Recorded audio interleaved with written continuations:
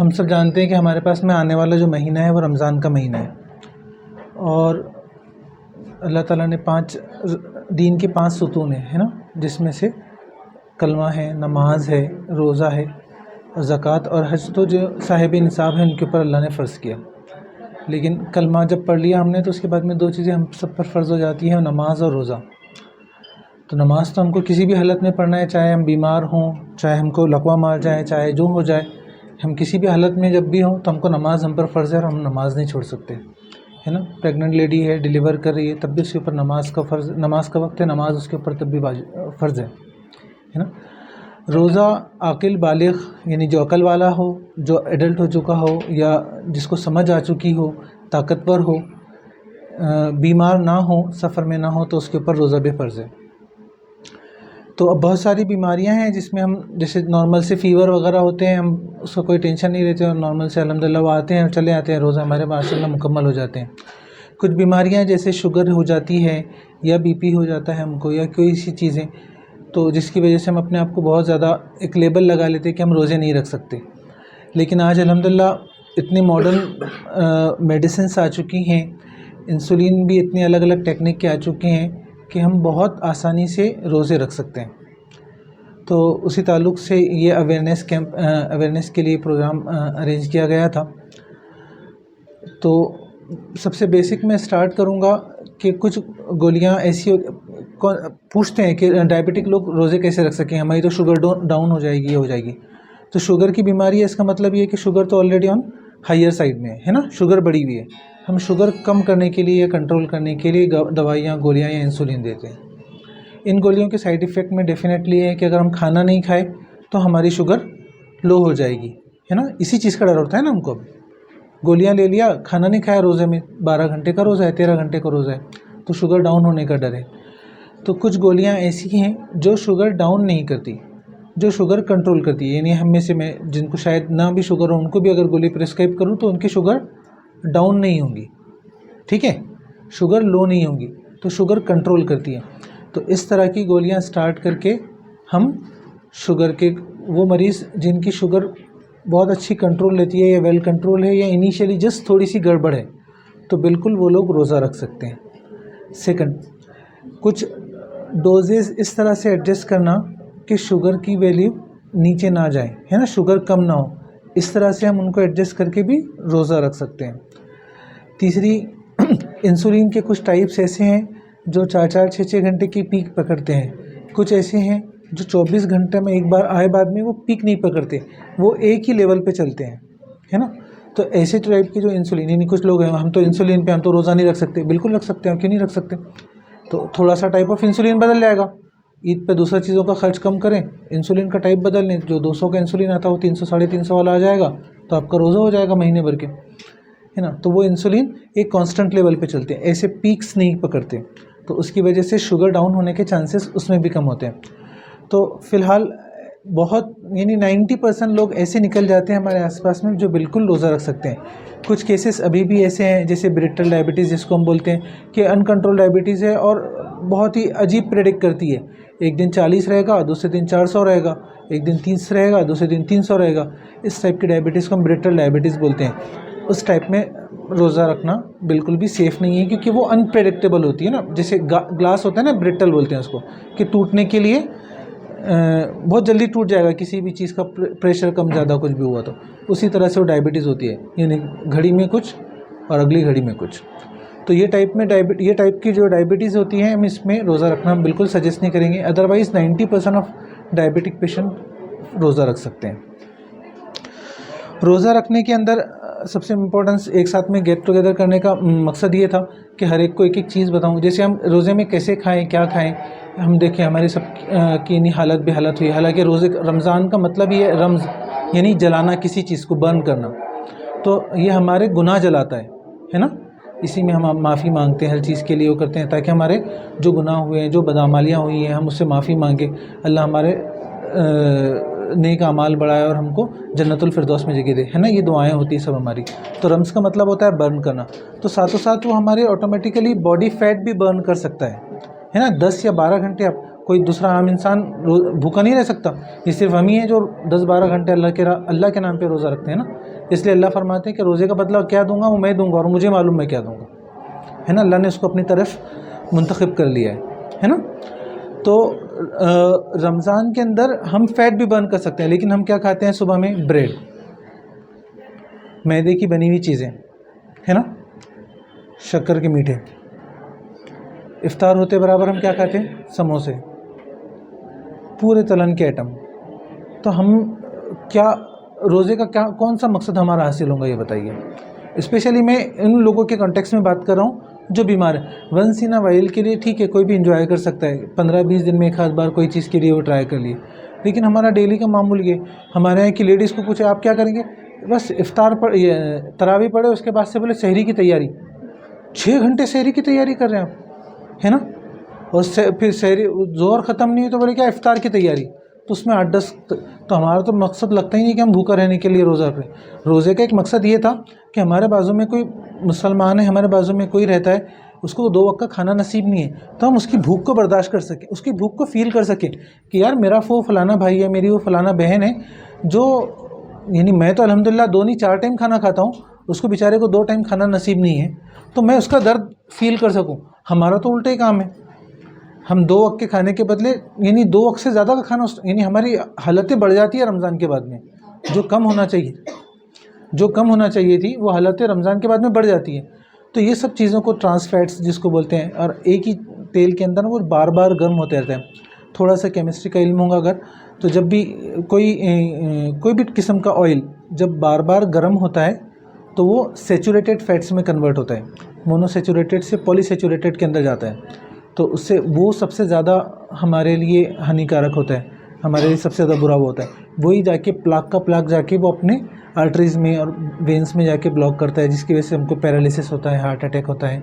हमारी आर्टरीज़ का जो नॉर्मल कैलिबर है, जो नॉर्मल उसके अंदर इलास्टिसिटी अल्लाह ताला ने बरकरार रखी है, वो ख़त्म हो जाती है और वो हार्ड हो जाती है। तो जिसकी वजह से वो रप्चर होती है, ब्लीड बोलते हैं ना, पैरालिसिस, ब्लीड मार गया अंदर, रप्चर हो गया, बीपी बढ़ना शुरू हुआ। किस चीज़ से हुआ? इन्हीं सब चीज़ों की वजह से होता है। तो हम थोड़ा सा हमारे बाहर से उड़ा लें, घर में तलन कर लें उसको।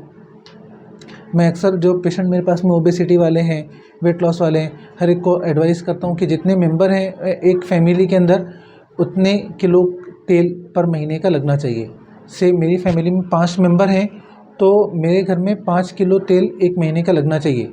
इसमें घी, डालडा जो आपको इंक्लूड करना है सब इंक्लूडेड है, इसमें बिरयानी, खिचड़ा सब इंक्लूडेड है। अब क्या मैनेज करना है, कैसे मैनेज करना है, वो आप डिसाइड करें, समझ रहे हैं। तो इतना तेल हमारे यहाँ जनरली, मेरा जो ऑब्जर्वेशन है वो डबल या ट्रिपल का प्रोपोर्शन है। 5 लोग हैं, 12 किलो के आसपास ऑयल पर महीने का लगता। 10 लोग हैं, 30-35 किलो 40 किलो ऑयल पर महीने का लगता। हमारे खाने सबके 1-1 2-2 रोटी, इससे ऊपर कोई मुझे ज़्यादा नहीं मिलते। एक आधा हार्ड वर्कर जो रहता है वो बोलता है मैं 4-6 रोटी खाता हूँ, बाकी सब 1-1 2-2 रोटी पे है सब, लेकिन ऑयल ही प्रोपोर्शन में खा रहे हैं, डबल टिबल के ऊपर। तो इस चीज़ का थोड़ा सा ख्याल रखें। सहरी के अंदर जो डायबिटिक पेशेंट हैं वो भी सहरी के अंदर 2 खजूर, इफ्तार के अंदर 2 खजूर। हम भी जिन लोग डायबिटिक नहीं है वो भी सहरी और इफ्तार के अंदर 2-2 3-3 खजूर, थोड़ी सी ज़्यादा भी ले सकते हैं, लेकिन डायबिटिक लोग 2-2 खजूरों का इस्तेमाल करें। 2 खजूर सहरी में, 2 खजूर इफ्तार में। इसके अलावा पानी का एक नॉर्मल, गर्मियों के दिन है जिनको पानी के लिए रेस्ट्रिक्ट नहीं करता हूँ, जैसे कुछ लोगों को बोलता हूँ इनको 1.5 लीटर पानी पिलाना है, इनको 2.5 लीटर पानी पिलाना है, तो उनके अलावा जो नॉर्मल लोग हैं जिनको हार्ट की शिकायत नहीं है, तो वो लोग 4 से 4.5 लीटर का मिनिमम पानी का टारगेट होता है। Diabetic patient as well as non diabetic patient, वो अपना ख्याल रखें कि ये मेरी पानी की बोतल है, 2 बोतल मैं सुबह में सहरी में ले लूँ, 2 बोतल इफ्तार में ले लूँ। तो एक पानी का ख्याल रखें। रोटी और जो कुछ भी हमारा नॉर्मल खाना होता है वो खाना बहुत अच्छा होता है सहरी और इफ्तार दोनों के हिसाब से, तो वही खाने को प्रेफर करें। ब्रेड या बेकरी आइटम या मैदे के आइटम्स ना प्रेफर करें, तो उससे बहुत पीक होता है, सडनली फिर सब डाउन हो जाता है और उसकी वजह से भूख का एहसास और ये सब चीज़ें बहुत ज़्यादा लगती है। तो ये रखें। नॉर्मल लोग शरबत, नींबू की शरबत का इस्तेमाल करें, कोकोनट वाटर का इस्तेमाल करें, ये अच्छी चीज़ें रोज़ों में रखने के लिए। डायबिटिक लोग भी ये इस्तेमाल कर सकते हैं, बिना शक्कर का, कम नमक का पानी शरबत जैसे बना के वो लोग इस्तेमाल कर सकते हैं। उसके अलावा अंडे, सहरी इफ्तार में एक एक दो दो अंडे, जो अपनी एसिडिटी के हिसाब से जो अंडे खा सकते हैं अपने हिसाब से एक एक दो दो अंडे का इस्तेमाल करें। जिन लोगों का कोलेस्ट्रॉल गड़बड़ हुआ है वो अंडे की वाइट खाएं, येलो पार्ट छोटे बच्चे घर में अगर हो तो उनको दे दें। जिन लोगों को डायबिटीज़ है और वो अगर रोज़ा रख रहे हैं तो वो थोड़ा सा इतना प्रिकॉशन लें कि सहरी के अंदर एक माकूल अमाउंट, हाँ, हाफ फ्रूट्स खा सकते हैं कि नहीं, छोटे वाले फ्रूट्स आधे खा सकते हैं, बड़े वाले फ्रूट्स एक या दो चीरी जिसको बोलते हैं कट करके हम जो निकालते हैं तो वो ले सकते हैं। और सहरी के 2 घंटे, जैसे मैं बहुत सारे लोगों को जो आए हैं अभी तक रमज़ान के हिसाब से प्रिस्क्रिप्शन लिखा के ले गए, तो उनको समझाया हूँ कि सहरी के 2 घंटे बाद में एक अपना सैंपल चेक करना है, क्योंकि उससे ये रहेगा कि सहरी में खाए बाद में कितने लेवल तक शुगर पीक हो रही है। 4-5 बजे के आसपास जिस टाइम में असर होती है हम खुद का ब्लड चेक कर सकते हैं। ब्लड चेक करना जायज़ है, कोई इससे रोज़ाना टूटता है ना मकरू होता है ना। हम तो अनहेल्दी है फिर भी हेल्दियों की जैसे रोज़ा रखने की कोशिश कर रहे हैं, समझ रहे ना। तो हम कोई चीज़ हलक से या नाक के ज़रिए से बॉडी के अंदर दाखिल नहीं कर रहे, जस्ट एक शुगर लेवल चेक कर रहे हैं कि बॉडी में क्या चल रहा है, कोई केमिकल हम बॉडी में डाल नहीं रहे। तो रोज़ा टूटने का किसी भी हालत से सवाल पैदा नहीं होता। हम बिल्कुल आसानी से शुगर चेक कर सकते हैं, चाहे हम वेन से चेक कर लें चाहे हम पिन प्रिक से चेक कर लें। और इफ्तार के बाद में अब जैसे इतना लंबा जो मैंने बोला हूँ कि तलन पूरन हमारा सब हट गया, तो ऑटोमेटिकली इफ्तार में क्या बच जाता है, फ्रूट्स, खजूरें, पानी, मगरिब की नमाज़। मगरिब की नमाज़ के बाद में खाने का दस्तरखान फ़ौरन लगा लें, ठीक है। नहीं तो हम क्या करते हैं, मगरिब के बाद में इफ्तार करते हैं और तरावी के बाद में खाना खाते हैं, वही खाना लेके सो जाते हैं। सहरी में उसके ऊपर और ऐड ऑन करते हैं और तीसरे रोज़े से एसिडिटी, डकारें, ये सब लेके ओपीडी में।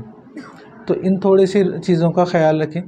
मगरिब के फ़ौरन बाद खाना, वैसे भी आपसे वसल्लम की सुन्नत रहा है, तो मगरिब के फ़ौरन बाद में खाना खा लें। जब खाने के लिए बैठें तब गोलियां लें। सुबह की सहरी की गोलियां तो सहरी से पहले हो जाएगी, रात वाली जो गोलियां रहेंगी वो इफ्तार के बाद में जो खाना खाने के लिए आप बैठेंगे मगरिब से पहले तब ले लें, तो आपका खाना हज़म हो जाएगा इशा में, तरावी में ऑटोमेटिकली। थायराइड के पेशेंट होते हैं जिनको हम अर्ली इन द मॉर्निंग गोली लेने के लिए बोलते हैं। हाँ, आपके घर में फिर भी सहरी मैनेज नहीं होती, आप 2-2, 4-4 घंटे पहले से उठ के सहरी का खाना बनाते हैं तो बात अलग है, आप अर्ली मॉर्निंग ले सकते हैं। थायराइड की गोली का एक ही पॉइंट है कि उसके 1-1.5 घंटा आगे और 1-1.5 घंटा पीछे दोनों साइड में आप कोई चीज़ ना खाएं या कोई दवा गोली ना खाएं, उससे थायराइड की गोली का एब्सॉर्प्शन अफेक्ट हो जाता है। तो जिन लोग सुबह में बस टाइम पे उठते हैं, नॉर्मल सा गर्म करके सहरी कर लेते हैं, वो लोग सबसे आखिरी काम ये कर सकते हैं कि सबसे आखिरी गोली रात में थायराइड की गोली खा के सो जाएंगे। समझी मेरी बात। जो हम गोली सबसे पहले सुबह लेते थे वो गोली सबसे रात में आखिर में ले लेंगे, और वही रहेगा क्योंकि हम मगरिब के बाद तो खाना खा लिया, अब मगरिब से तो कुछ खा ही नहीं रहे ना, आप एक्सेप्ट नहीं कर रहे, मगरिब के बाद से कुछ नहीं खाएंगे ना। तो इशा, तरावी हमारा 1-1.5 घंटा ये तो हो ही जाता है, और सोने सुलाने को जो भी कुरान मजीद पढ़े कुछ भी पढ़े तो 1-1.5 घंटा वो हो जाएगा। तो वो हमारा बिना खाने पिए हो गया, बिना कोई दवा गोली के हो गया। हम थायराइड की गोली ले लें, सो जाएं, फिर सुबह में उठेंगे तो हमारा ऑटोमेटिकली खाने के, यानी थायराइड की गोली के बाद में भी हमने कुछ खाया नहीं और सहरी हम डायरेक्ट शुरू कर सकते हैं। इस तरह से हम हेल्थ भी रख सकते हैं, इबादत भी रख सकते हैं, रोज़े भी रख सकते हैं, इबादत भी अच्छे से होंगी हमारी। इन सब चीज़ों का इस्तेमाल बराबर से करें। इसके अलावा आपके कुछ पॉइंट्स हैं दवा गोली से रिलेटेड, आप फ्रीली पूछ सकते हैं, बोलिए।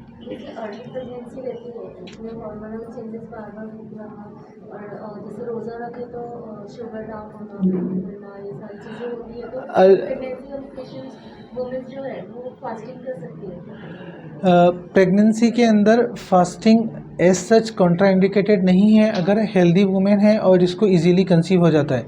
आजकल एक बहुत बड़ा इशू है, पहले के ज़माने में हम यानी थोड़ा सा हमारे बचपन से भी और पहले का ज़माना ये था कि कॉन्ट्रासेप्टिव्स और ये सब इस्तेमाल करना चीज़ें वो बता रहे थे कि भाई बच्चे कैसे रोकें।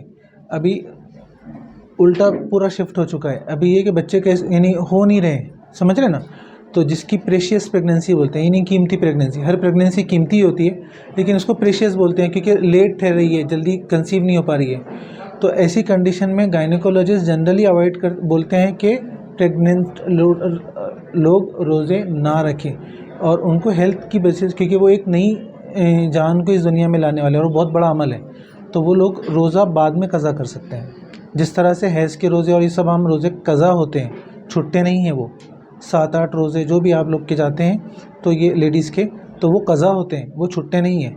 नमाज़ें माफ़ हैं उस दौरान की, लेकिन रोज़े माफ़ नहीं है। रोज़े आप सबको उसके रखना है, जितने साल निकल गए ज़िंदगी के उतने साल के 8 से मल्टीप्लाई करके ऑन एन एवरेज आपको रोज़े रखने हैं।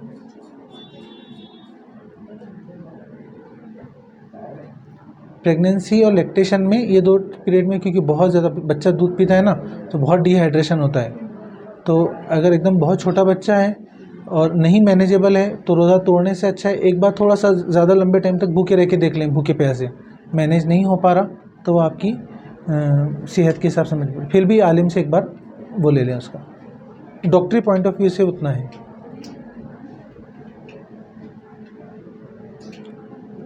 और कुछ पूछना है बीपी शुगर से रिलेटेड, और कोई दवा गोली से या और कोई बीमारी हो उससे रिलेटेड, तो आप पूछ सकते हैं।